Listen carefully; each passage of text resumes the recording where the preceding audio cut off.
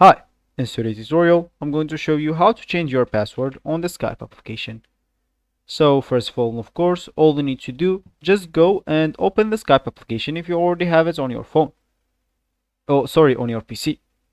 Once you did that, that will be great. But of course, if you don't have it, you'll need to go and open whatever browser you are using or currently working for you.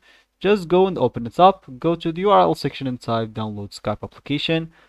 Once you did that, hit the enter button, go to the first link and start downloading the application.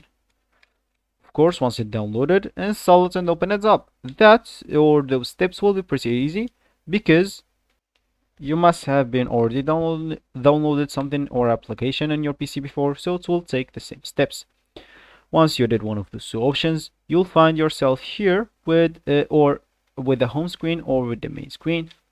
And of course, if you're logged in into your account, that's probably because you don't or you're remembering your password. So as we said in the beginning of the video, we would like to change our password. So of course there's two options. The first option is before logging in into your account, you will have to select an option, I forget my password. If you click on that, you will need to follow the instructions of how to change your own password from there.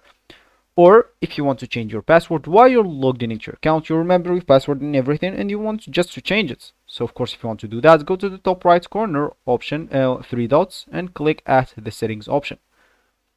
Once you are here, you would like to go down here to help and feedback, click at get help.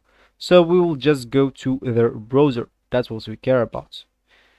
And once you are here, you will find at the bottom here, quick links, reset password. Just go and click on that.